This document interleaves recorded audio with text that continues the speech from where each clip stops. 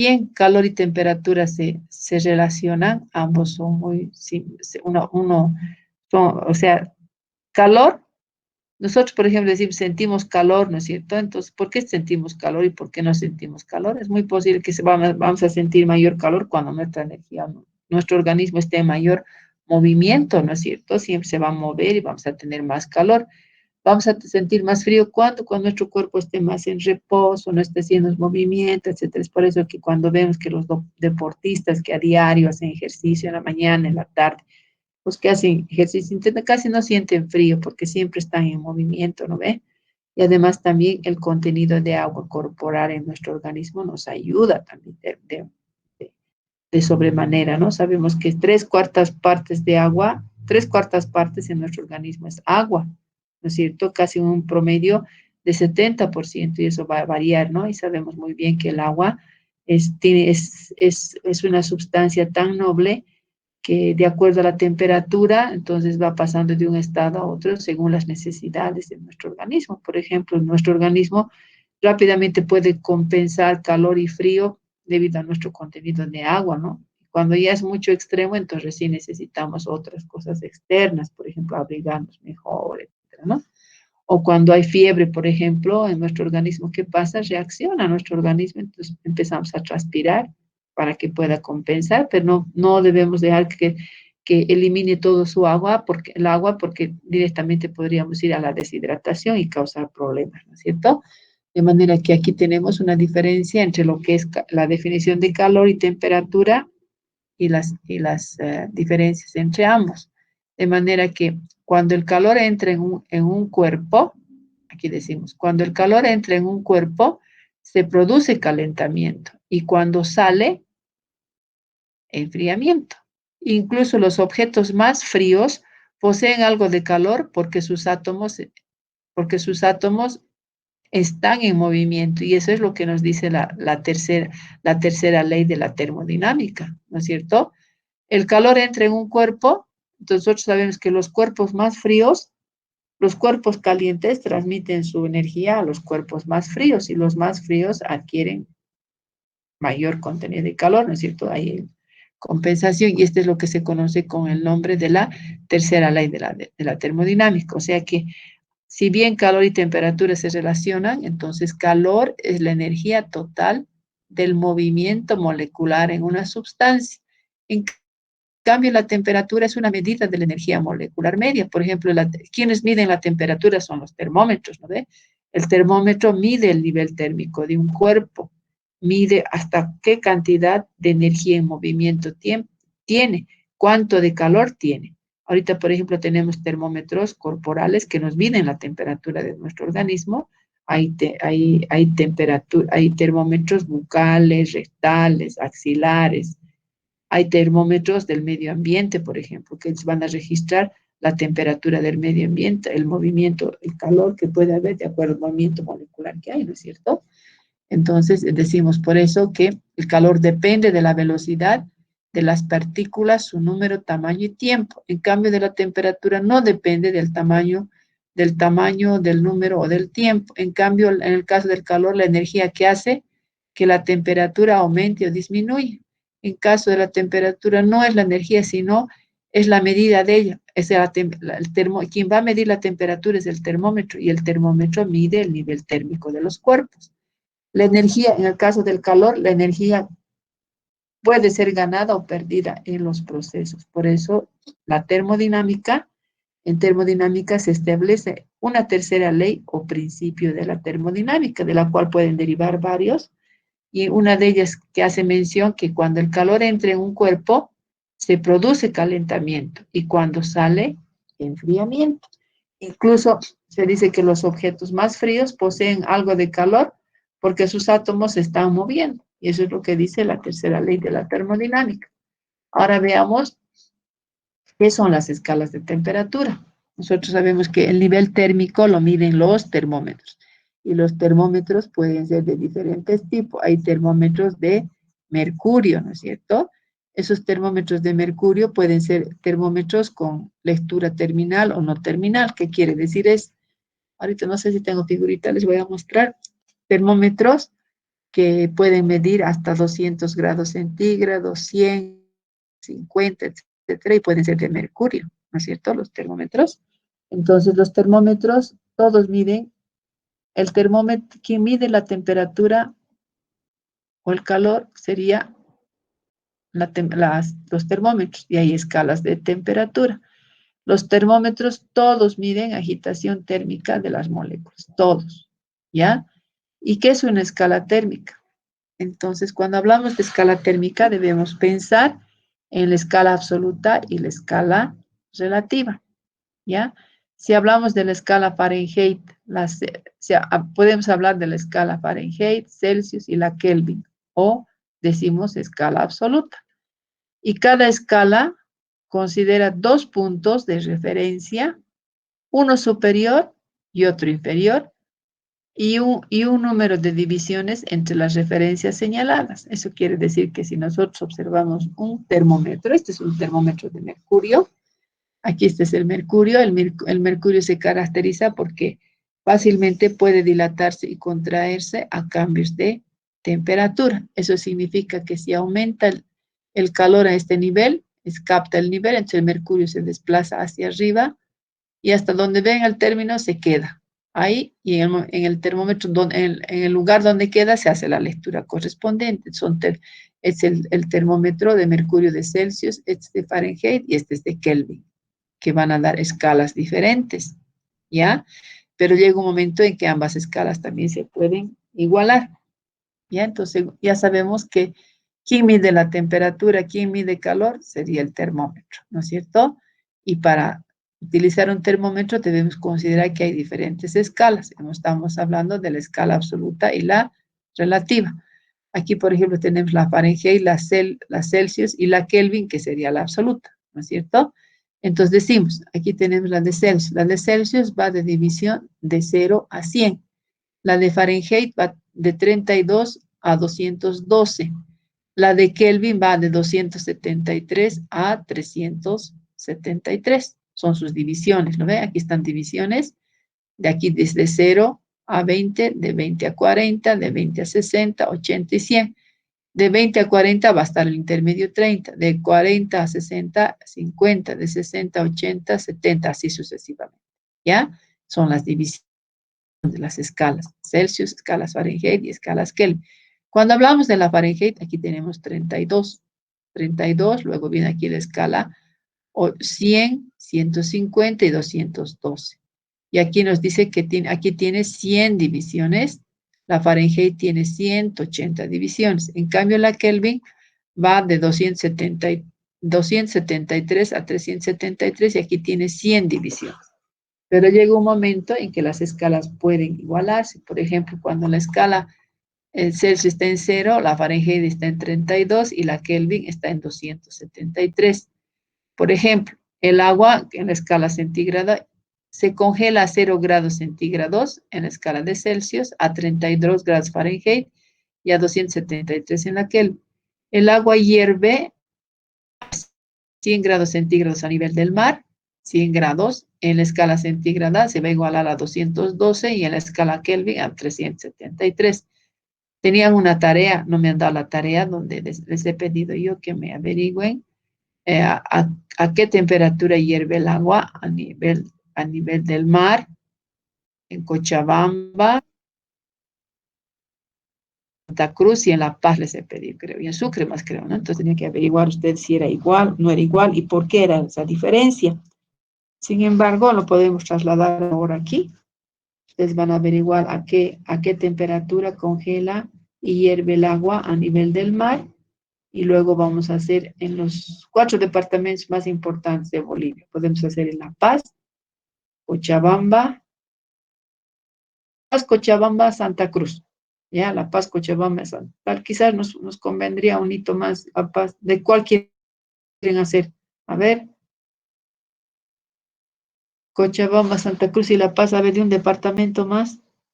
¿Oruro? Y a Oruro. Y van a decir por qué esas diferencias, ¿no? Van a explicar por qué. Así cortito, no pueden hacerse su escala se pueden dibujar un termómetro de la escala Celsius, hacen sus divisiones y ahí colocan, o una foto, no sé, me hacen y ahí colocan en Oruro, en La Paz, y ustedes explican por qué hay esas diferencias, ¿ya? A nivel del mar, Cochabamba, Santa Cruz, La Paz y Oruro, ¿ya? Esa va a ser la otra tarea. Ya, entonces ahora, escalas de temperatura. Entonces los termómetros todos miden la agitación de las térmicas de las moléculas. No nos vamos a olvidar eso, ¿ya? Escala Fahrenheit.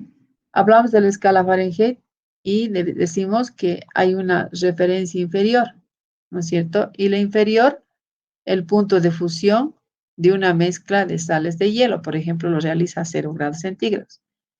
En la escala superior, el punto de ebullición del agua a 212 grados Fahrenheit. Estamos viendo las figuritas, ¿no? Escala Celsius. Referencia inferior está basada en el punto de fusión del hielo. Y la referencia superior está basada en el punto de ebullición del agua a 100 grados centígrados.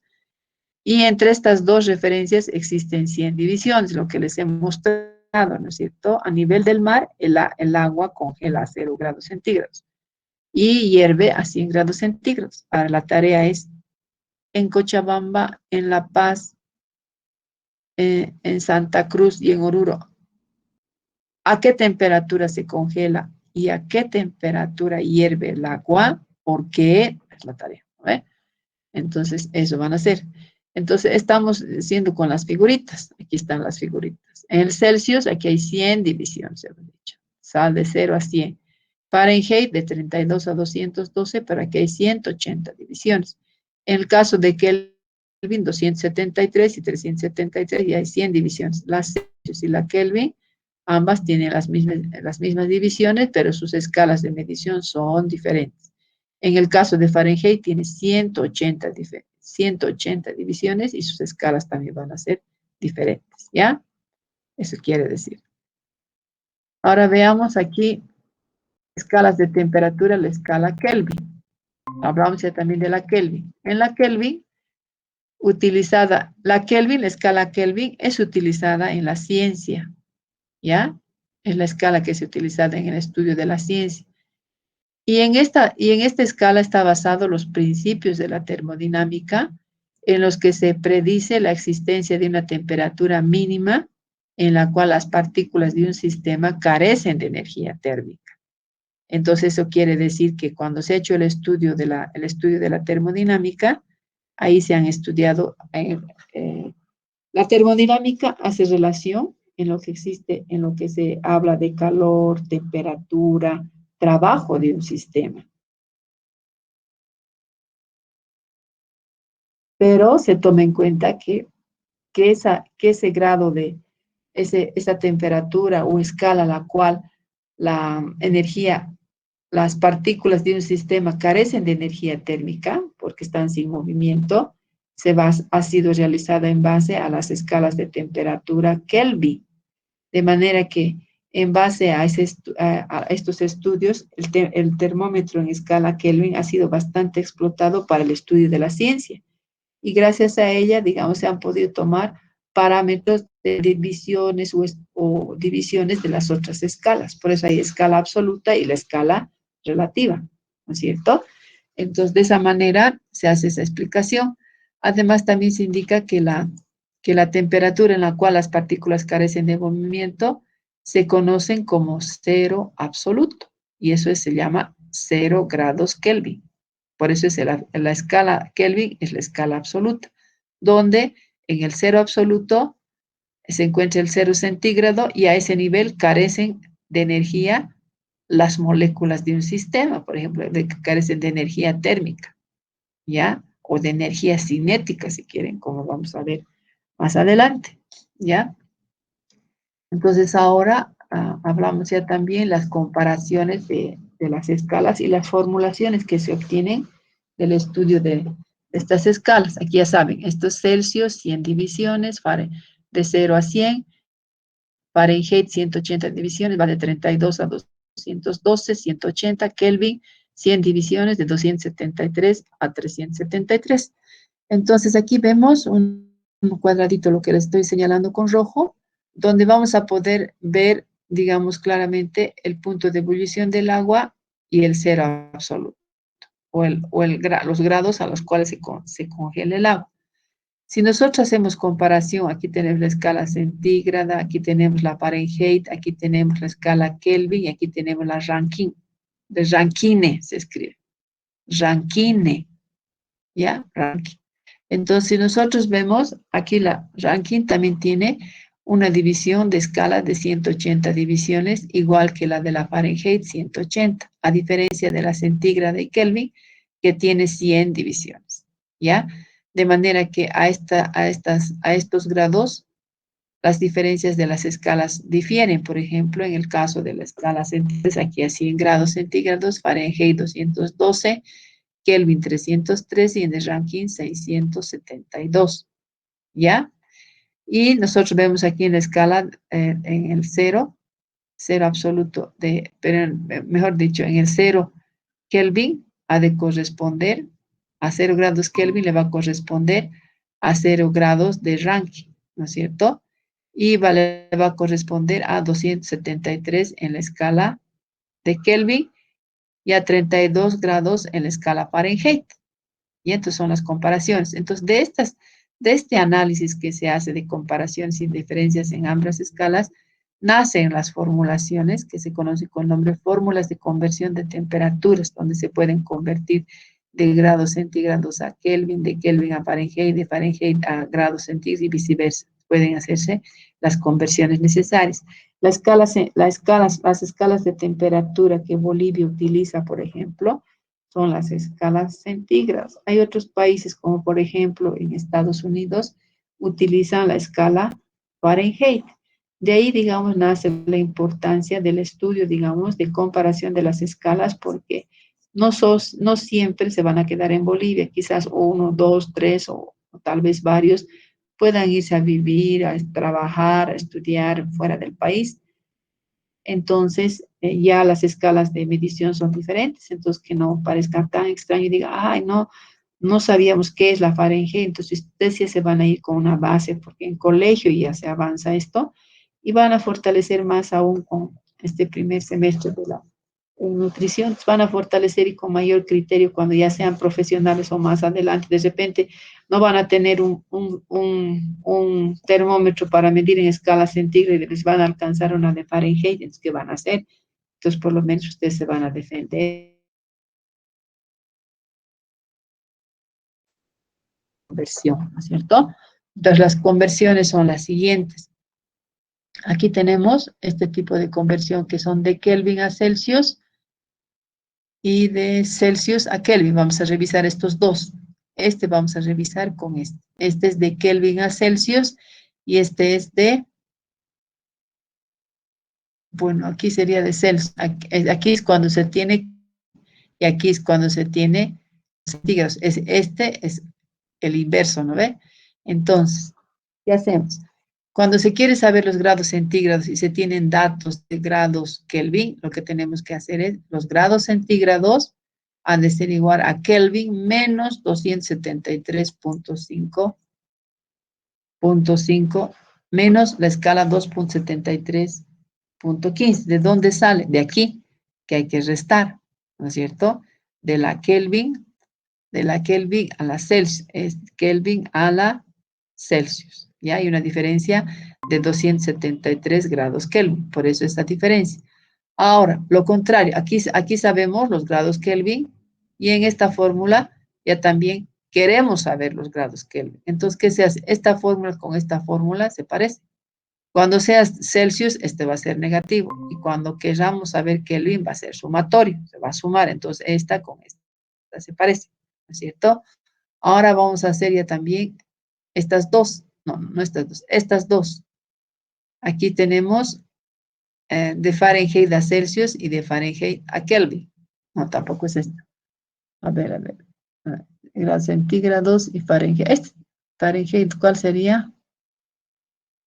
Menos 32. Está bien, estas dos. ¿Ya? Entonces, ¿qué va a ser? Grados centígrados a desigual a 5 quebrado, diré paréntesis, Fahrenheit menos 32. ¿Por qué?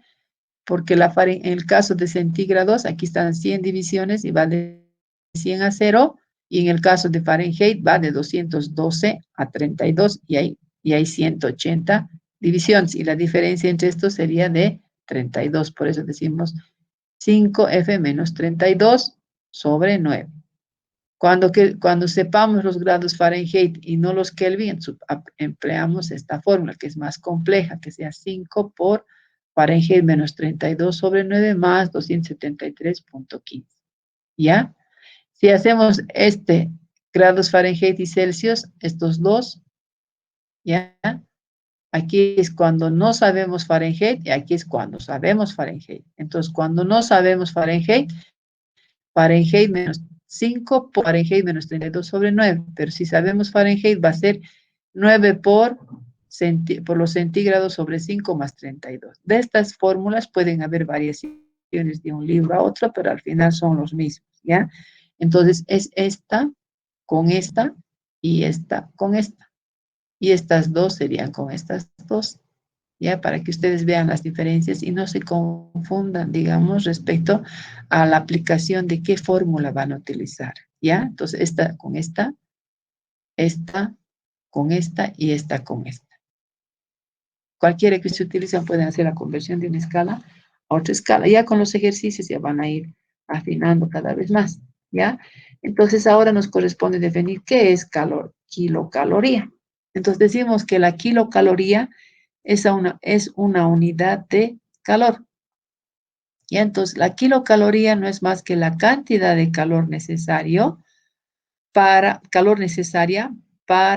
calor necesario sería para variar la temperatura de una unidad de masa de agua en 1 grado centígrado en torno a 15 grados, en torno a los 15 grados centígrados. ¿Qué quiere decir eso?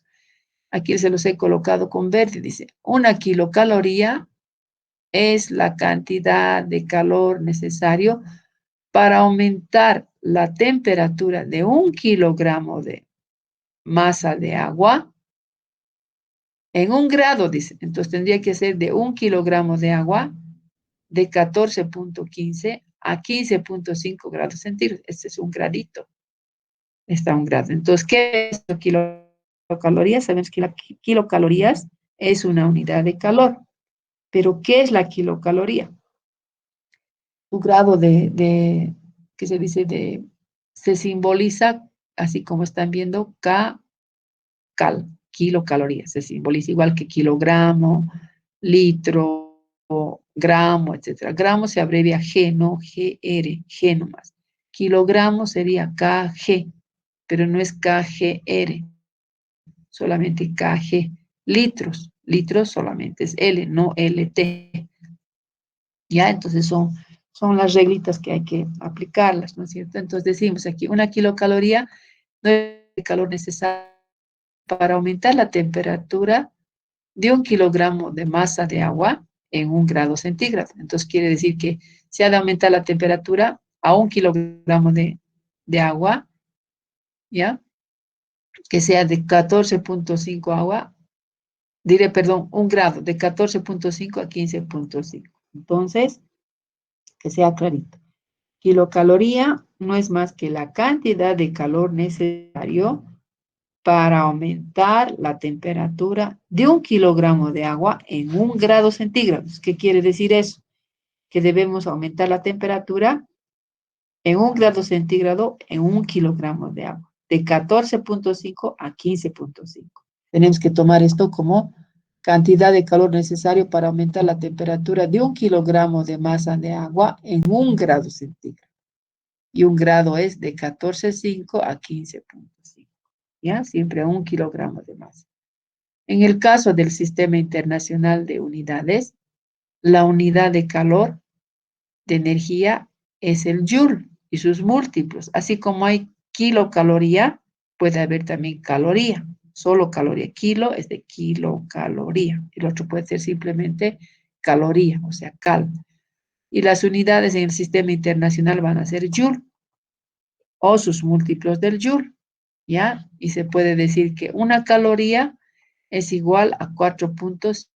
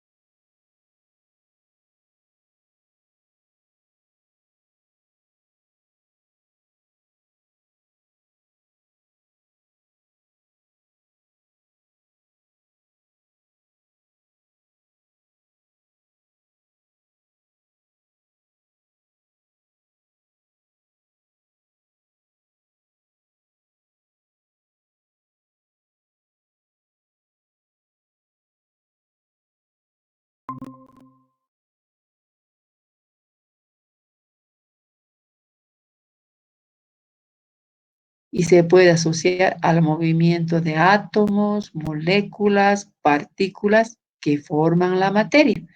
Y ahora podríamos decir, ¿y qué sería un sistema? Porque sería eso también. Estamos hablando de sistema, pero ahorita vamos a decir. ¿Y cómo se simboliza este calor? Se simboliza simplemente con la letra Q y su unidad de medida en el sistema internacional es el joule o su múltiplo, o kilojoule, que puede ser el otro submúltiplo, ¿no es cierto? La unidad clásica para medir la cantidad de calor es la caloría, ¿ya? Por eso decimos nuevamente aquí, ya decíamos una kilocaloría, ahora vamos a hablar de caloría.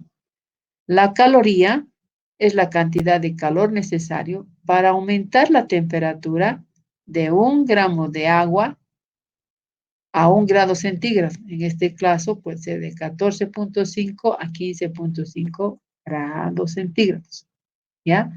De manera que es muy importante esta definición porque caloría, kilocalorías son cantidad de energía que son muy utilizables dentro de lo que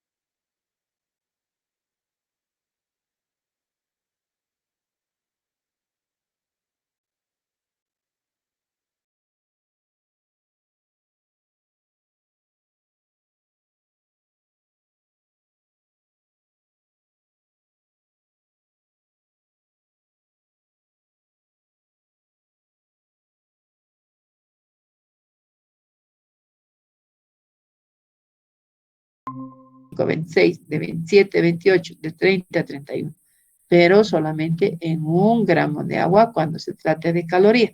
Pero si es kilocaloría, decimos en 1 kilogramo de agua, pero también en 1 grado centígrado. Ya, esas son las definiciones. Entonces ahora podemos definir qué sería trabajo. ¿Ya? ¿Qué sería trabajo? Si hablamos de trabajo, entonces nosotros podemos decir que trabajo no es más que la fuerza que actúa sobre un objeto para causar su desplazamiento. Por ejemplo, aquí estamos viendo un hombrecito que está empujando una fuerza y este objeto lo va a trasladar y de esa manera va a ejercer una fuerza sobre el objeto para causar su desplazamiento, ¿no es cierto? Y ahora tendríamos que hablar de calor específico o capacidad calórica, ¿ya? Si hablamos de calor específico o capacidad calorífica, es lo mismo. Podemos decir parecido al otro, pero hay ciertas variantes. Es la cantidad de calor necesario para calentar una unidad de masa o peso, elevando su temperatura en 1 grado centígrado. El otro estábamos hablando de calor específico del agua. Ahora podemos hablar calor o caloría. Caloría o kilocaloría. ¿Qué es caloría? ¿Qué es kilocaloría? Refiriéndonos al agua. Pero ya cuando hablamos de calor específico, capacidad calorífica, algunos nos van a mencionar, directamente le vamos a dar especificidad a una determinada sustancia, dándole el nombre correspondiente, aunque algunos lo toman de forma similar o semejante. Entonces, sería aquí, es la cantidad de calor necesaria para calentar una unidad de masa, cualquiera que sea la sustancia, o peso, elevando su temperatura en 1 grado centígrado. Es una propiedad específica particular de cada sustancia, como les había indicado, y se puede medir aplicando la siguiente formulación, ya donde nos dice que capacidad calórica es igual a la masa por el calor específico de la sustancia. De manera que, de manera que si nosotros queremos saber, digamos, el calor específico, lo único que tendríamos que hacer es despejar de esta forma y decir calor específico va a ser igual a la cantidad de calor específico que se representa como Q sobre la masa por la variación de la temperatura. Cuando vemos este triángulo, esta variación quiere decir que va a haber diferencia, que va a haber un momento de cantidad de calor 1 Q1 menos Q2 o Q, así va a haber 2. Y cuando haya variación de T, delta, esto es delta, quiere decir de temperatura final menos temperatura inicial. Aquí Q final menos el inicial. Son variaciones, va a haber un principio y un final. ¿Ya? Aquí hay un ejemplo. Bueno, el ejemplo solamente es representativo. Estamos viendo aquí, por ejemplo, este es un cuerpo que la masa es de 600 miligramos. Ambos están en 600 miligramos. Se somete a calentamiento. En primera instancia, esta sustancia está primero a una temperatura de 25 grados centígrados, que cuando se empieza a alcanza 100 grados centígrados, de manera que tiene que ser la temperatura final menos la temperatura inicial, que es 25. Así se va a explicar, ¿no? Las variaciones de temperatura y calor. Aquí, por ejemplo, tenemos, se define como variación energética. Por ejemplo, cantidad de calor. ¿Cómo se va a definir la cantidad de calor? Se abrevia con Q. ¿Ya? Aquí está Q. Se define como la variación energética que acompaña a un traslado de calor señalado por la temperatura. ¿Qué significa? Aquí vamos a decir Q es la cantidad de calor. M es la masa. Por C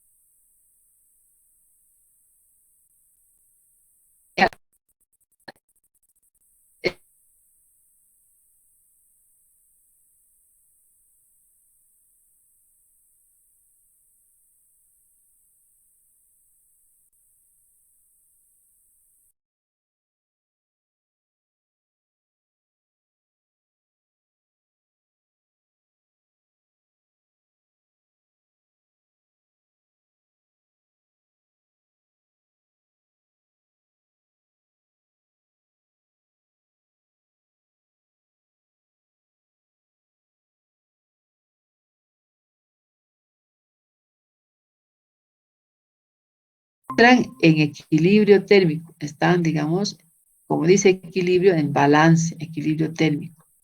Cuando no existe flujo de calor de uno hacia el otro lado, porque se encuentran en un equilibrio, ¿ya? No fluye, está estático. Por ejemplo, aquí tenemos dos cuerpos, el cuerpo A y el cuerpo B. Entonces, ¿qué va a pasar?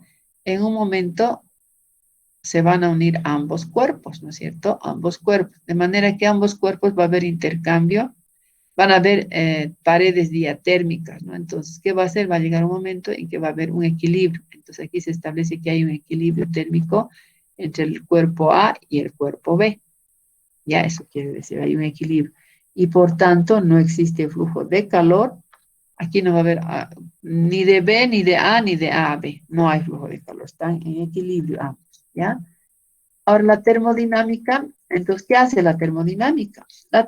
Como hemos visto varias definiciones, la termodinámica relaciona, hace, o más o menos, cuando se habla de termodinámica, se hace relación entre lo que es el calor, la temperatura, el trabajo, cómo se va a realizar, a qué escalas de temperatura, será centígradas, Fahrenheit, etcétera, pero siempre va a haber una relación entre calor, energía, trabajo, calor, energía, trabajo y temperatura, ¿ya? Entonces, por eso decimos que cuando hablamos de termodinámica, termo del griego, que quiere decir calor, dinámica, dinamis, quiere decir movimiento, potencia, etcétera. Termodinámica, calor y movimiento de la temperatura, podríamos decir. Por eso dice termo, calor, dinamis, potencia, movimiento, ¿no? Dinamis es movimiento. Entonces se dice que la termodinámica, ¿ya? Es la rama de la es una rama de la física química o de la físico-química, que se refiere a los cambios de energía. Además, esta termodinámica estudia las relaciones entre las diversas formas de la energía, cómo ésta afecta a la materia en el mundo macroscópico, es decir, que se ve, ¿ya? En posición a un nivel molecular, a nivel de las moléculas, en posición a nivel molecular, es difícil es difícil decir que trata de cantidades de materia lo suficientemente grandes como para estudiar bien sus medidas como la temperatura y la presión. De manera que si la termodinámica hace una relación entre lo que es el calor, la temperatura, el trabajo, entonces hay ciertos parámetros que van a condicionar a esta termodinámica y que van a estar en función de las medidas o de los parámetros como son la temperatura y la presión, ¿ya? Entonces podemos decir que el estudio de los procesos en los que la energía se transfiere como calor y trabajo se denomina termodinámica. Por eso estamos diciendo la termodinámica hace una relación entre lo que es el calor, hemos visto que es calor, trabajo, pero vamos a hacerlo en un sistema, ¿ya? Y vamos a ver qué es sistema. Al hablar de calor, nosotros tenemos que tener claro cuál es la diferencia entre calor y temperatura. Y si estamos hablando de calor, que calor es el movimiento de las partículas y ese movimiento es generado por una energía de las partículas. Entonces, para nosotros también tiene que estar definido qué es energía, qué es trabajo, sí, clarito. Calor, energía, trabajo, temperatura, presión, ¿ya? Entonces, ¿qué es energía, calor y trabajo? Nos va a corresponder ahora definir, ¿no es cierto? Entonces, podemos definir podemos definir a la energía como la capacidad que tiene la materia de producir trabajo en forma de movimiento. Por ejemplo, podemos decir energía lumínica, química, eléctrica, atómica, nuclear, cinética potencial y mecánica, ¿ya? Y por otro lado, el calor se va a definir como una transferencia de energía debida a la diferencia de temperatura, ¿ya?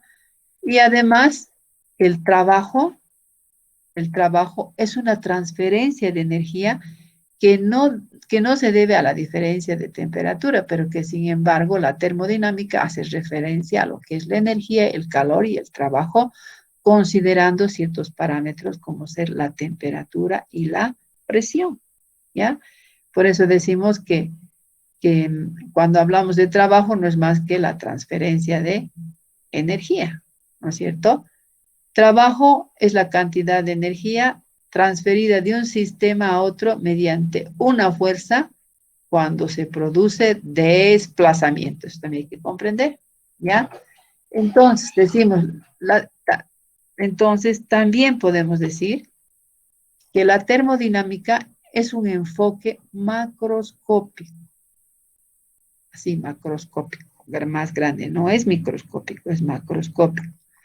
Describe el estado de un sistema mediante el uso de las variables conocidas como variables de estado, así se llama, ¿no? Entonces ya con los ejemplos, los ejercicios, ya se va a ir clarificando cada vez más los conceptos que utiliza la termodinámica, ¿ya?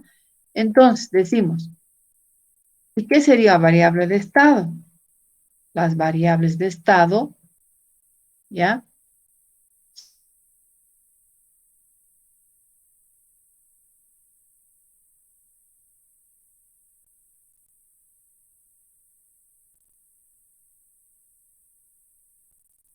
La energía interna, la presión, el volumen y la temperatura. Volvemos a recapitular. La termodinámica es un enfoque macroscópico más grande. ¿Qué hace? Describe el estado de un sistema mediante el uso de variables y esas variables se denominan variables de estado. ¿Y cuáles son esas variables de estado? Así nos vamos a preguntar más clarito. Decimos, se llaman variables de estado a las cantidades que describen el estado de un sistema como la energía interna, que se abrevia U, la presión que se determina como P, el volumen como V y la temperatura como T. Ya esas son las variables de estado. Además, que también se considera la masa o simplemente M minúscula o el número de moles que puede haber en el sistema. De manera que el estado macroscópico de un sistema, porque estamos hablando del sistema, el estado macroscópico de un sistema aislado no se puede especificar así como tal si el sistema está en equilibrio térmico interno, ¿ya?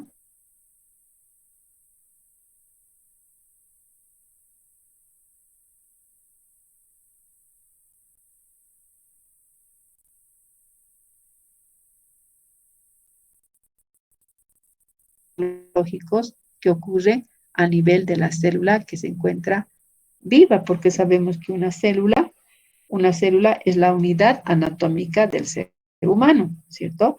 Es la unidad, la célula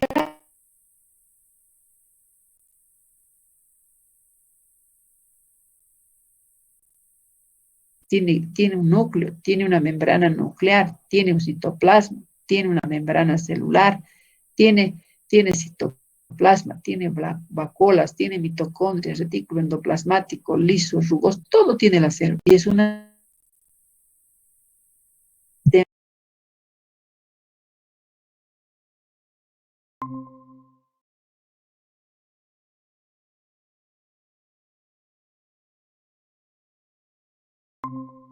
reacciones, reaccionan unas con otras para sintetizar, para degradar, para almacenar, para eliminar, para transportar, etcétera. Y eso ocurre en la célula. Y ese sistema biológico tiene como base fundamental de las reacciones químicas basados en estos principios de la termodinámica que vamos a ver adelante, porque hay un primer principio, segundo, tercero, la ley cero, etcétera, y que de estos principios, según los ejemplos, lo que vayamos revisando, ustedes se van a dar cuenta que se aplica a los sistemas biológicos. ¿Pero cuáles? Ya van a ver con los ejemplos que estas son las bases fundamentales para que esas reacciones químicas que se operan en la célula tienen bases fundamentales en los principios de la termodinámica, ¿ya? Entonces, aquí hay otros ejemplos que podemos mencionar que el calor se define, como ya habíamos dicho anteriormente, se define como la transferencia de energía provocada por una diferencia de temperatura. Si no hay diferencia de temperaturas, no puede haber transferencia. Siempre el cuerpo más caliente transfiere calor al menos caliente y el menos caliente capta mayor calor que el que no, que es más caliente, así podemos decir. Por eso decimos que el calor se define como la transferencia de energía provocada por la diferencia de temperatura. Mientras que el calor, mientras que el trabajo, podemos decir que es una transferencia de energía que no se debe a una diferencia de temperatura, mientras que el calor sí se refiere a una diferencia de temperatura, el trabajo no, ¿ya? Por eso aquí tenemos este debe ser un émbolo, ¿ya? Entonces decimos, aquí tenemos una figurita, aquí por ejemplo tenemos, este es una barra, un pistón, aquí dice A, aquí tenemos gas, aquí tenemos P y B, ¿ya? Presión y volumen. Entonces aquí hay partículas, moléculas que estamos viendo al interior. Entonces decimos, la figura A muestra un gas encerrado en un cilindro. Aquí está el gas, ¿ya? En un cilindro dotado de un émbolo móvil que puede ejercer presión, ¿ve? El gas está en equilibrio, ocupando un volumen B. Aquí está. Este es el gas y está ocupando un volumen B y ejerciendo una presión uniforme P sobre las paredes del cilindro o sobre las paredes del recipiente que lo contiene y el émbolo, ¿no es cierto? Si este émbolo tiene una superficie, ¿no ve? Tiene un área, también pueden decir, un área A. La fuerza que el gas ejerce sobre el émbolo, aquí por ejemplo puede haber, fuerza va a ser igual P por A, ¿ya? Entonces, es un ejemplo claro de lo que nos dice, por ejemplo, aquí el calor. ¿Cuándo se va a producir transferencia de calor? Porque va a haber una diferencia de temperatura. En el caso del trabajo, no hay esa diferencia de temperatura. Y además aquí cuando hay presión de un gas, siempre va a haber, el gas va a ejercer presión sobre las paredes que lo contiene. pero como aquí hay un émbolo, entonces aquí también va a haber otra presión ahí, y entonces podríamos decir que aquí puede también establecerse el gas en el interior del cilindro en equilibrio. Entonces van a haber fuerzas externas que pueden compensar esta situación y por eso decimos que el trabajo ha de ser igual a la presión por la variación interna del volumen del recipiente que estamos viendo. Entonces, trabajo va a ser igual a P por variación de volumen, donde W es trabajo, P es la presión. Este delta triángulo es un símbolo griego delta, que quiere decir variación. Quiere decir que va a haber un volumen final y un volumen inicial. Esto es para variación de un final, de un mayor, un menor, un menor, un mayor. ¿Ya? Entonces, ahora, si estamos hablando de termodinámica y hemos definido qué es termodinámica y estamos diciendo que la termodinámica hace una relación entre lo que es el calor, la temperatura y el trabajo que puede ocurrir en un sistema, considerando las variaciones de presión y temperatura que pueden haber en un sistema. Entonces la pregunta nacería ahorita, ¿y qué sería sistema? Porque ya hemos dicho qué es trabajo, qué es temperatura, qué más hemos definido, qué es calor, qué es temperatura, qué más hemos definido, qué es energía. Estamos definiendo, ¿no es cierto? Si estamos hablando de sistema, ahora tendríamos que definir qué sería un sistema. Entonces, para definir un sistema, nosotros tenemos que considerar ciertos aspectos. Por ejemplo, por sistema se entiende un objeto o conjunto de objetos que se quieren considerar. Además, también podemos decir que el sistema parte, es una parte delimitada de la materia o una parte específica del universo. ¿Ya? Y cuando hablamos de sistema, también podemos considerar qué sería el entorno. Y el entorno no es más que la parte que rodea al sistema y es el lugar donde se produce el intercambio con el sistema. ¿Y qué sería universo? Universo sería el conjunto que va a relacionar el sistema y el entorno. De manera que cuando hablamos de termodinámica, siempre va a ser calor, calor, energía, calor, energía, trabajo relacionados con la presión y la temperatura de un sistema. ¿Y qué sería un sistema? Un sistema tendría que relacionarse con, primero tendríamos que hablar de universo. Si hablamos de universo, decimos que el universo va a relacionar al sistema con el entorno. ¿Y qué sería el sistema? Por sistema se entiende un objeto, un conjunto de objetos que se quieren considerar y el sistema parte delimitada de la materia o una parte específica del universo. Ese también sería considerado como sistema. Y entorno no es más que la parte que ha de rodear al sistema y es el lugar donde se produce el intercambio con el sistema. Veamos esta figurita, que va a estar más clarito. Aquí tenemos todo lo que está punteadito, sería lo que se llama el universo.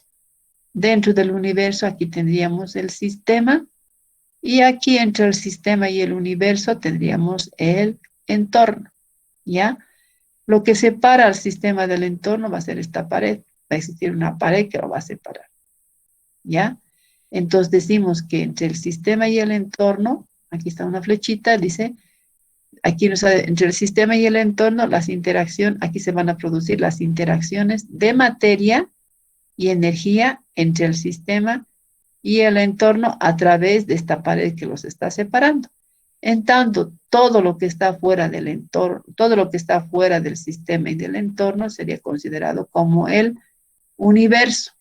Y en el universo hay una pared imaginaria, así como nos podemos imaginar, lo suficientemente alejada para que sea adiabática e impermeable. Es otra terminología que es considerada en el tema de la termodinámica, ¿ya? Entonces, ¿qué estamos aprendiendo a definir para estudiar termodinámica? ¿Qué era calor? ¿Qué era temperatura? Hemos visto cuántas escalas existen, la escala relativa, la escala absoluta, hemos visto a qué se llaman escalas absolutas, a qué se llaman escalas relativas, cómo se dividen. Hay unas formulaciones que han sido planteadas para poder intercambiar las escalas de una escala a otra escala. Además, también que hemos dicho que la escala Kelvin es la escala del cero absoluto y que es la escala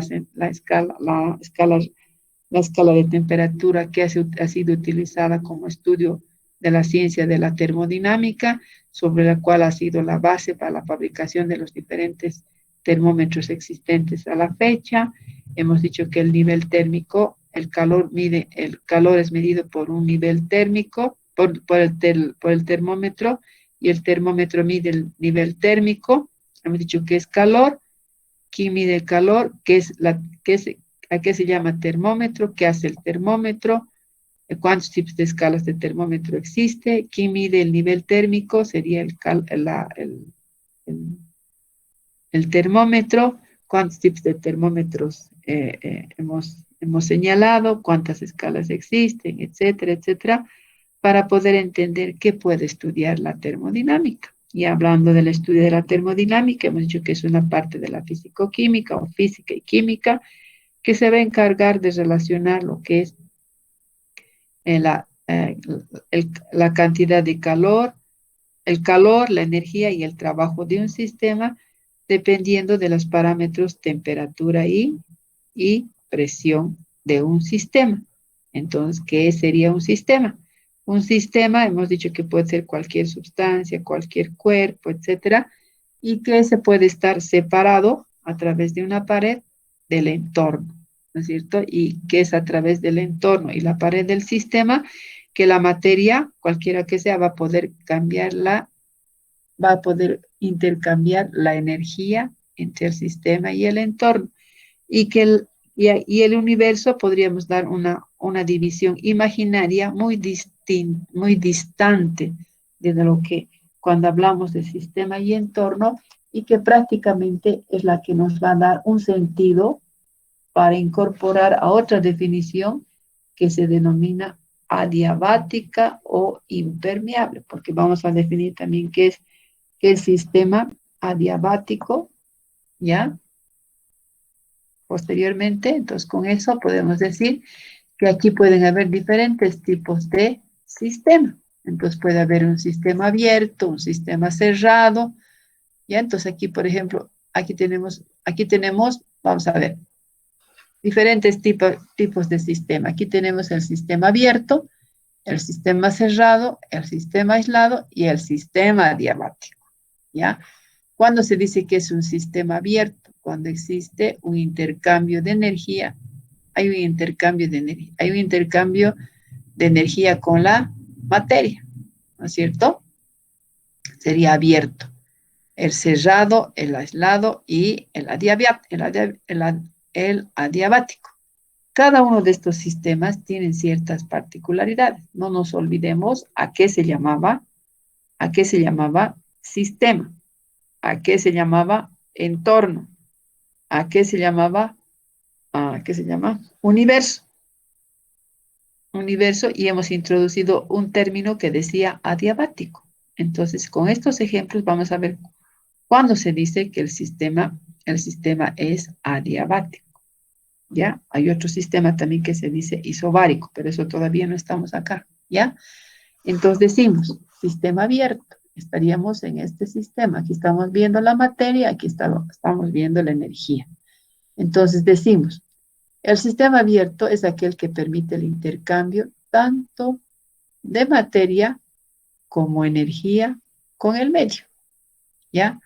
Sistema cerrado, aquí tenemos el sistema cerrado. Cuando hablamos de sistema cerrado, estamos viendo que en este sistema no permite el intercambio de la materia porque está afuera, no permite el intercambio de la materia, pero sí de la energía con el medio, ahí están intercambiando. Cuando hablamos de un sistema aislado, aquí estamos viendo que la materia está afuera, la energía también. Aquí materia, aquí tenemos energía. Entonces, ¿qué podemos decir del sistema aislado? El sistema aislado es aquel rodeado por la frontera, impide el intercambio de energía, ¿ya? No va a haber intercambio de energía en cualquiera de sus formas y de materia con el medio, ¿ya? En cambio, el proceso adiabático, es decir, un sistema totalmente diferente al resto, que es aquel que en el sistema que en el sistema no pierde, o sea, no pierde ni gana calor. Y esto es y cuando hablamos de esto indicamos que en la primera ley de la termodinámica se dice que la cantidad de calor es igual a cero y muestra que todos los cambios de energía interna están en forma de trabajo en el sistema diabático. Eso es lo que se incluye y que diferencia del resto de los sistemas, abierto, cerrado y sistema aislado. En la diabático no hay. En este sistema no pierde ni gana calor. Y cuando hablamos de la primera ley de la termodinámica, decimos que la cantidad de calor, que es Q, es igual a cero, ¿ya? De esta manera muestra que todos los cambios de la energía interna están en forma de trabajo realizado. Entonces, todos los ejemplos a partir de la fecha que podríamos hacer con ejercicios, entonces van a estar basados en estas definiciones, cuando se dice abierto, cuando cerrado, aislado o sistema adiabático, ¿ya? Entonces, aquí tenemos ejemplos de sistemas, ¿ya? Entonces, a ver, y aquí, por ejemplo, tenemos hasta ahí. Bueno, hasta aquí. Y aquí tenemos ejemplos de sistemas. Aquí, por ejemplo, tenemos un vaso abierto, un vaso tapado. Aquí tenemos termo. Aquí, por ejemplo, tenemos dos botellas que también pueden ser consideradas sistemas. Aquí está abierto, cerrado y aislado. Entonces, si vamos a al primer ejemplo, podemos ver aquí un sistema abierto. Aquí tiene un contenido, entonces está abierto. Entonces, aquí el sistema abierto intercambia materia y energía.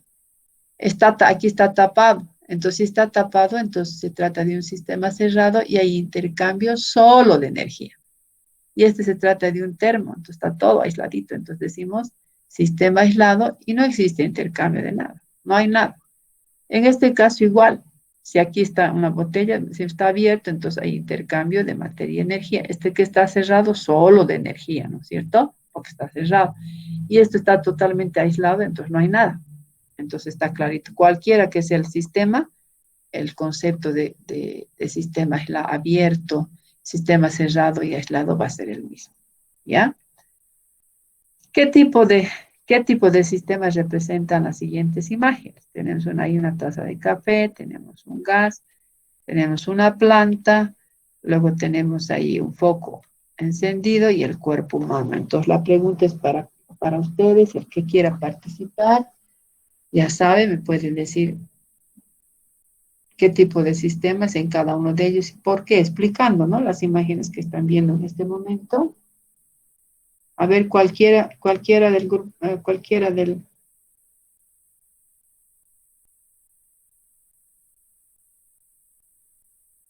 ¿Alguien puede tomar el uso de la palabra, por favor? ¿O estoy solita en la Yo, clase? doctora. Ya, me van a hacer anotar, ahorita no tengo la lista, no he podido tener la lista oficial ahorita, en este momento no lo tengo, pero por favor les voy a pedir que la próxima, mañana, les voy a decir quiénes han participado, me van a dar sus nombres, ¿ya? Y adelante. El primero sería un sistema abierto porque tiene contacto puede intercambiar más energía. El segundo sería un sistema aislado. También el tercero sería un sistema abierto. Sí, abierto. Y el cuarto, un sistema cerrado. Y el último podría ser aislado.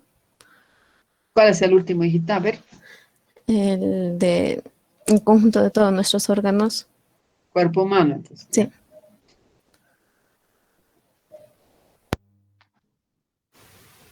Ya. Tú dices que es cerrado, ¿no ves? Ya, una opinión de una persona más, una más, a ver, por favor. Cualquiera de los que están en la clase, por favor, si pueden hacer uso de la palabra. Yo, doctora. Ya. ¿Del último o todos? Todo, pues todo. Ya. El café hirviendo sería abierto porque o sea, está saliendo calor, está saliendo el vapor con libertad. El gas sería aislado La planta, sistema abierto porque hay flujo de energía de la luz solar. El foco no está entrando materia, pero sí puede salir el calor, así que cerrado está bien. Y del cuerpo yo diría que es sistema abierto porque igual la temperatura nos afecta, o sea, la temperatura va saliendo y entrando en nuestro cuerpo, por eso la sensación térmica. Y también al mismo tiempo se llevan procesos cerrados ahí adentro. Ya, pues vamos a aclarar cada vez más. Ya, ¿alguien más? ¿Un tercero que quiera opinar diferente? ¿Alguien más quiere? De la Torre eres tú, ¿no es cierto? Sí. Ya. ¿Alguien más del curso que quiera participar? ¿Nadie más? Ya, bueno, ya está bien. Ah, y me faltaba ese otro. A ver, de la Torre, me olvidé una figurita más había habido. A ver, Mm, abierto porque entran y salen sustancias a la célula. ya. Entonces, con eso se ha complementado los conceptos para que ustedes puedan identificar. ¿Y cada uno de ellos es un sistema o no es un sistema de la Torre? Sí, se puede considerar sistema. Ya. Ya, entonces ahora vamos a hablar, nos vamos a referir a la segunda parte de la termodinámica. No sé si hasta ahí tienen alguna pregunta. Nada, entonces vamos a hablar de la segunda parte. Entonces vamos a tocar aquí las leyes de la termodinámica, ¿ya? Entonces vamos a hablar de la ley cero. Primero, no sé si tenemos aquí algo para aprovechar, no, leyes de la termodinámica. Entonces, cuando hablamos de la ley de la termodinámica, vamos a hablar de diferentes leyes o principios. Por ejemplo, hablan de la ley cero, principio, la primera ley, segunda ley, tercera ley, pero sin embargo también se pueden decir como principios, ¿no? Ley cero de la termodinámica, llamada, considerada también como ley del equilibrio químico, ¿ya? Entonces decimos así, si un sistema A, aquí tenemos, si un sistema A está en equilibrio con un sistema B, B puede estar en equilibrio con otro sistema que es C. Entonces, A está en equilibrio con C. Aquí, por ejemplo, tenemos tres recipientes. Aquí el agua fría, el agua tibia y el agua caliente. Agua fría, tibia y caliente. Entonces, decimos, el sistema A ya puede estar en equilibrio con este. ¿Ya? Y este puede estar con este, pero a la vez ambos pueden, o sea, en realidad todo el sistema, como son sistemas, entonces a la vez toditos van a estar en equilibrio, ¿ya? Son ejemplos, por ejemplo, aquí dice agua fría y agua caliente, entonces cuando el agua fría puede establecer otro sistema, hacerlo más tibio y el agua caliente se puede, digamos, compensar con la del agua caliente que trasvasa al agua, a la otra agua, ¿no es cierto? De manera que si un compuesto es equilibrado con un C, A con B, B puede estar también con C, ¿ya? Entonces esa es la ley del equilibrio o la ley cero. Entonces, la ley cero afirma si dos objetos A y B están por separado, van a estar por supuesto en separado como la anterior figurita, están por separado en equilibrio térmico con un tercero, que puede ser C. Entonces se dice que A y B, que estaban por separado, van a estar también en equilibrio térmico entre sí. ¿Ya? Ese es lo que habla la ley cero.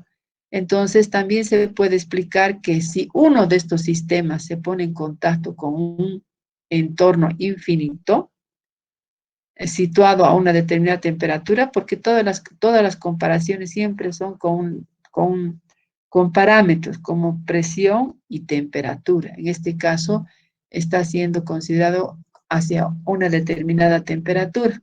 Entonces, en este caso, como se sabe que estamos tomando en cuenta la temperatura, en este caso el sistema acabará alcanzando el equilibrio termodinámico con su entorno. Es decir, que llegará a tener la temperatura que el inicial.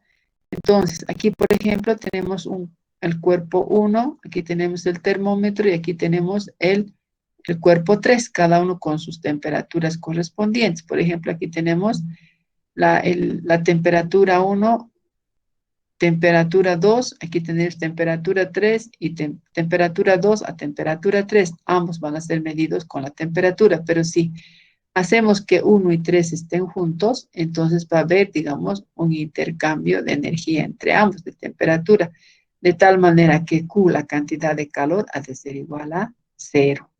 Y eso es lo que contempla la ley 0 de la termodinámica, ¿ya? La termodinámica, como su nombre indica, ya habíamos dicho que es una parte de las ciencias físicas y químicas, o de la fisicoquímica, si quieren, ¿ya? Entonces, es una parte de la física que estudia los fenómenos en los que existe transformación de energía mecánica, la mecánica, en calorífica o viceversa. Sobre todo para entender estos procesos, se han formulado una serie de leyes, principios, etcétera, estableciéndose la explicación desde lo que es la ley 0 de la termodinámica, ¿ya? Entonces, estos principios se van a basar en lo siguiente, ¿ya? En una forma un poquito más clara que la anterior, donde se indica que la ley 0 establece que cuando dos cuerpos están en equilibrio térmico, y habíamos dicho, indicado eso, con un tercero, estos están a su vez en equilibrio térmico entre sí, toditos. Aquí tenemos A, B y C. Entonces A va a estar en equilibrio con B y B con C, y a la vez que C va a estar en equilibrio con A. Eso es lo que nos dice la ley 0 de la termodinámica. Además, también dentro de estos conceptos también es necesario definir dónde se lleva a cabo todos estos procesos, para lo cual se toma en cuenta qué es calorimetría. Como su nombre indica, todo lo que es metría es medida, ¿no es cierto? De manera que en calorimetría, como su nombre indica, se habla de objetos calientes que pierden energía térmica entre objetos fríos, hasta que ambos alcanzan la misma temperatura. La calorimetría no es más que la medida de calor que pueden tener los cuerpos, ya por eso calorimetría, todo lo que es metría es medida de calor. Entonces, si se está hablando de objetos calientes, ya esos objetos calientes pueden perder la energía hacia objetos fríos, ¿no es cierto? Y de manera que el que es caliente va a adquirir, se va a enfriar, y el que es frío va a adquirir mayor temperatura, ¿no es cierto? Y la calorimetría es la ciencia que se va a ocupar de estas mediciones. De manera que la rama de la termodinámica que mide la energía general de los procesos, el proceso de intercambio de energía, es la calorimetría. Entonces, por eso hacemos mención o recapitulamos o marcamos que el calor perdido por los objetos calientes es igual, porque los calientes transfieren a los fríos, hemos indicado, el calor perdido por objetos calientes es el calor ganado por los objetos fríos. Y eso es una medida que se establece en el calorímetro. La calorimetría es el proceso por el cual se realiza la medición del calor que tienen los cuerpos. Y el calorímetro no es más que el aparatito que mide esta diferencia, esta transferencia de calor o energía, ¿ya? Entonces, calorímetro es el instrumento o aparato, y la calorimetría ya es la ciencia que se ocupa de las mediciones de los cuerpos calientes y fríos, ¿no es cierto? Bien, eso es lo que indica la ley 0. El calor perdido es definido como Q negativo y el calor ganado como Q positivo. Y el cambio de temperatura que se va a aplicar en el sistema es definido como T, ¿ya? Entonces decimos, la cantidad de calor que recibe o transmite un cuerpo estaría determinado por la siguiente fórmula, donde nos dice Q es la cantidad de calor que tiene un cuerpo multiplicado por la masa del cuerpo, por el calor específico, por la variación de la temperatura, de manera que esa variación de temperatura se desglosa como temperatura final menos temperatura inicial.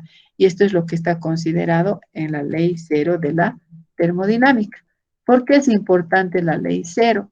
Nos dice que es importante porque permite definir el concepto de una escala de temperatura, ¿ya? Eso es lo más importante de la ley cero. Permite definir el concepto de una escala de temperatura, ¿ya? Por ejemplo, nosotros tenemos aquí estamos viendo dos imágenes. Una de ellas es una imagen, un recipiente más grande que el otro, y ambos tienen su termómetro y ambos están midiendo en la escala, en el termómetro está midiendo 100 grados centígrados en ambos, ¿no es cierto? Entonces, en este ejemplo, primero se considera dos tazas separadas de agua hirviendo o dos recipientes, ambos que contienen agua hirviendo en cantidades, en volúmenes diferentes, ¿no ve? Entonces, ¿qué hacemos? El segundo paso, colocamos un termómetro a la primera taza, el agua, la calienta hasta que marca 100 grados centígrados. Esto significa, lo que estamos haciendo, el termómetro está en equilibrio térmico con la primera taza de agua, ¿ya? Luego, a continuación, movemos el termómetro a la segunda taza de agua hirviendo y continúa leyendo 100 grados centígrados. Por tanto, esto se explica que el termómetro también está en equilibrio térmico con la segunda taza de agua, y de manera que aquí se aplica o se usa la lógica de la ley cero. Y ahí podemos concluir indicando que las dos tazas, aunque estén separadas de agua hirviendo, como estamos viendo en el ejemplo, están en equilibrio térmico entre sí. Entonces, eso es lo que la ley cero nos explica y define en qué se basa esta ley. Permite definir el concepto de una escala de temperatura, ¿ya? Por más de que uno tenga mayor cantidad o agua y el agua esté hirviendo a la misma temperatura, lo único que hacemos es concluir que por más que las dos tazas estén separadas y contengan contenido de agua diferente, van a estar en equilibrio térmico entre sí, ¿ya? Además, también permite usar termómetros, lo que ya habíamos explicado inicialmente, permite usar termómetros para comparar las temperaturas de cualquier objeto de interés. Por ejemplo, en la ley, o sea, la ley es importante para la formulación matemática de la termodinámica, sobre todo que necesita para hacer una relación entre lo que es la relación de equilibrio térmico, como una relación de equivalencia, sobre todo cuando se quiere obtener una información necesaria de una definición matemática de la temperatura que se relacione o esté de acuerdo con la existencia de existencia física de ciertos termómetros válidos, ¿ya?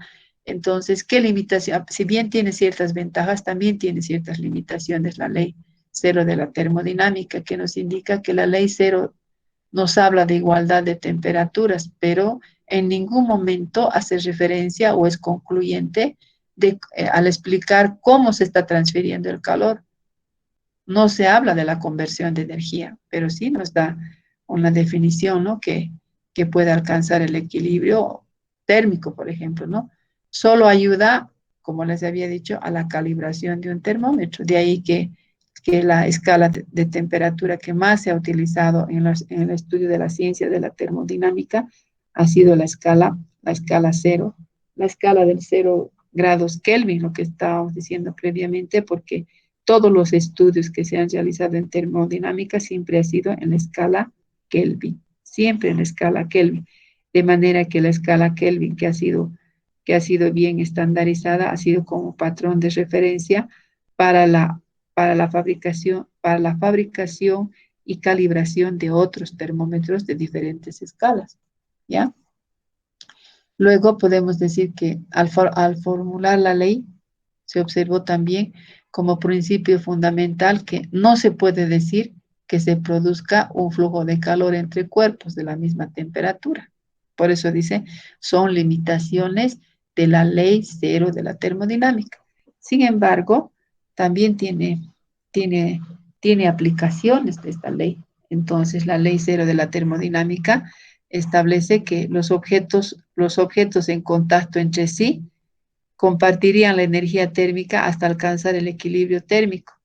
Además, si dos objetos están en equilibrio térmico con un tercero, entonces todos estarían en equilibrio térmico.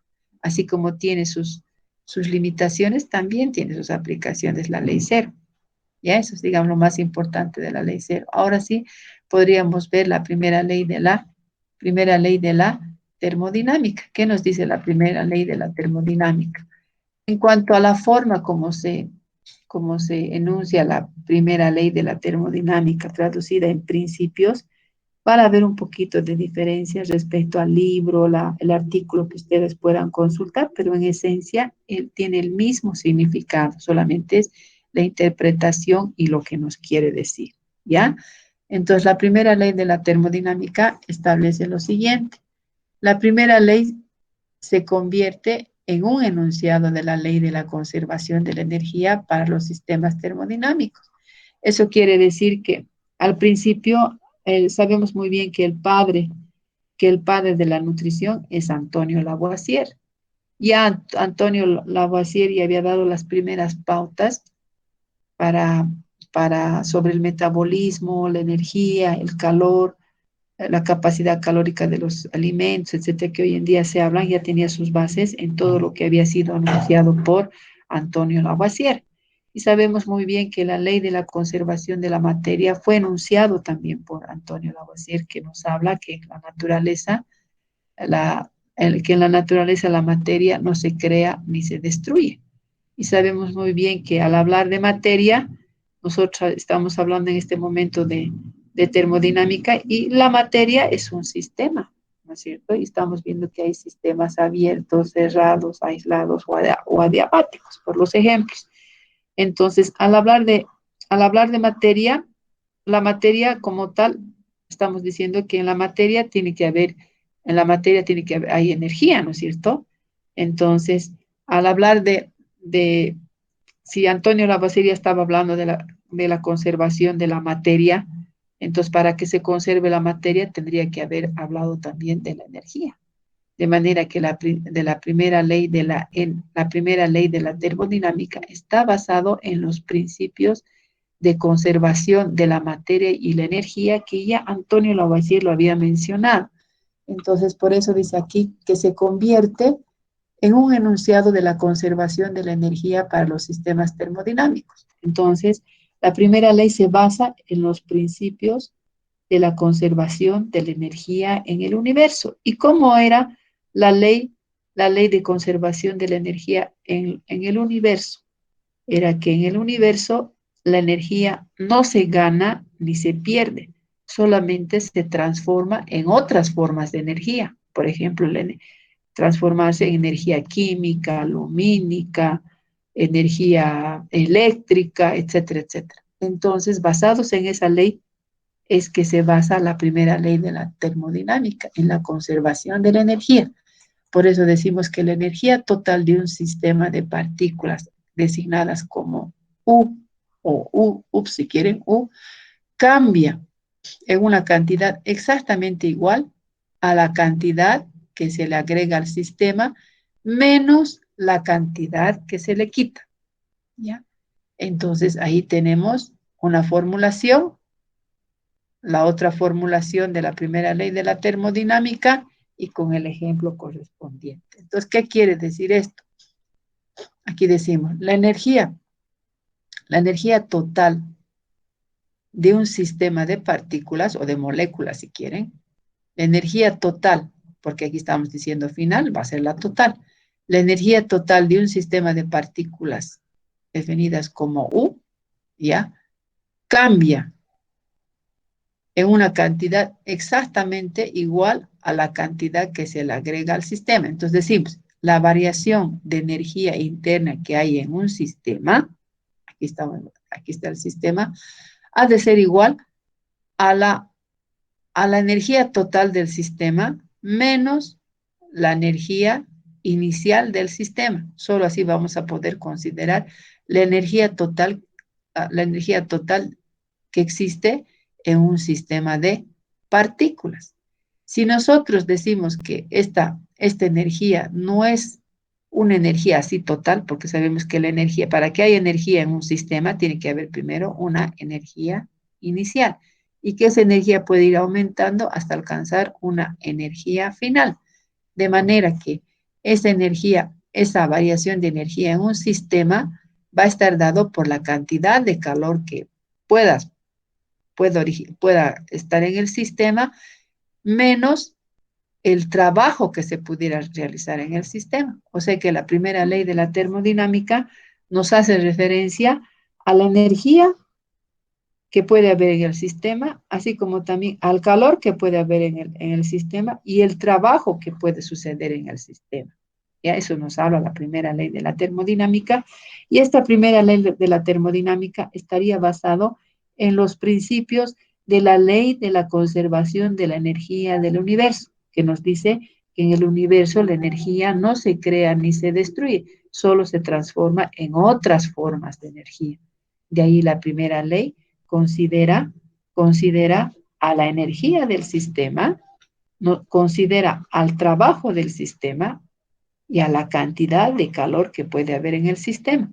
De esa manera que para poder determinar la energía total que puede haber en el sistema, considera el trabajo que se va a realizar, considera la cantidad de calor que se puede agregar en el sistema y que va a ser menos el trabajo que se realice en el sistema.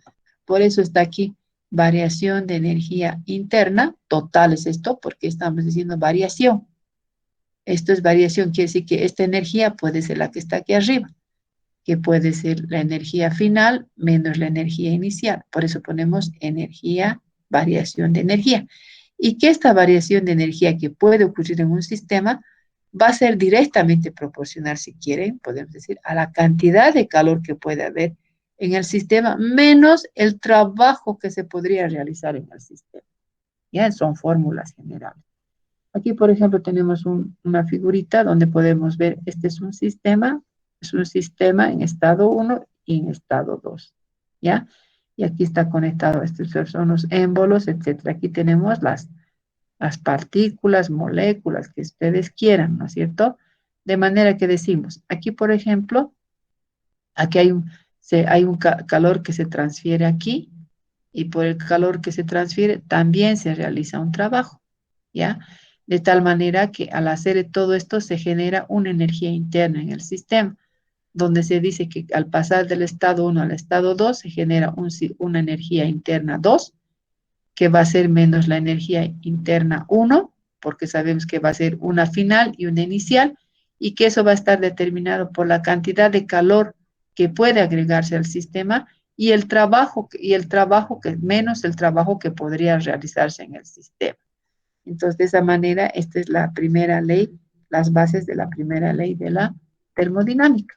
De manera que, bueno, aquí había estado, volvemos a decir lo que hemos explicado, que la primera ley de la termodinámica se basa en la conservación de la energía del universo, que nos dice que la energía total en el universo permanece constante, o sea, no se crea ni se destruye, solamente se transforma en otras formas de energía y permanece constante, ¿no es cierto?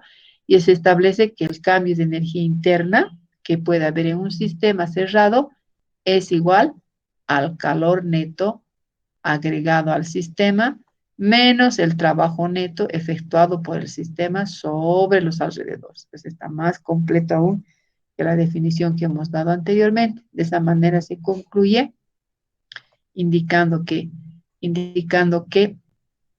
la cantidad de energía que existe en un sistema, estamos hablando aquí de un sistema cerrado, estamos hablando, va a ser igual a la cantidad de calor neto, o sea, real que puede haber en el sistema, aquí está es neto, ¿ya? Menos, aquí está menos, el trabajo neto, porque si estamos hablando de neto, eso también tiene que ser neto, menos el trabajo neto, ¿ya? Que puede ocurrir en el sistema sobre los alrededores. Los alrededores, todo lo que puede estar en el sistema, ¿no es cierto? El entorno, el universo, etc. ¿Ya? Doctora, Entonces, ¿sí? Entonces, terminamos con esto, en donde Un ratito, se terminar esto, la idea se me va a ir, ¿ya? Donde Q, aquí estamos hablando Q, es positivo, esto toman en cuenta, Q es positivo para el calor agregado, Q es positivo para el calor agregado o cedido al sistema, y W es positivo para el trabajo realizado por el sistema. Eso quiere decir que este menos, paréntesis, puede ser trabajo negativo, menos por menos, va a dar más, trabajo positivo, menos por más, va a dar menos. ¿Ya? Entonces hay que tomar en cuenta. Si se realiza trabajo sobre el sistema, el trabajo será negativo. Y si el calor sale del sistema, será negativo, lo que acabo de explicar. Entonces, con eso concluimos esta primera parte. Si es que ya me están diciendo hora, yo les espero para que entren a la clase, pero bueno, donde delta U quiere decir cambio de energía interna del sistema, Q es el calor del sistema y W es el trabajo realizado en el sistema, ¿ya? Entonces, con esto concluimos para terminar todo lo que es la primera ley de la termodinámica, donde decimos, de acuerdo con la ley, la energía interna del sistema se puede incrementar, ya sea agregando calor o realizando un trabajo sobre el sistema. Ya, eso van a tomar en cuenta, muy importante. Todo es de la primera ley. No me quiero parar aquí porque después nos vamos a olvidar para mañana, ¿ya? De acuerdo con la primera ley, la energía interna de un sistema se puede incrementar, ya sea agregando calor o realizando trabajo sobre el sistema. Y es posible convertir completamente el calor en trabajo, pero en la práctica es imposible convertir completamente el calor en trabajo sin modificar los alrededores. Esa es la parte más importante de la ley, de la primera ley de la termodinámica. Entonces, con eso concluimos. Les voy a pedir, por favor, que para mañana le den una repasadita a lo que hemos avanzado, porque vamos a hacer algunos ejercicios de aplicación de las teorías que hemos avanzado ahora, y mucho es de gran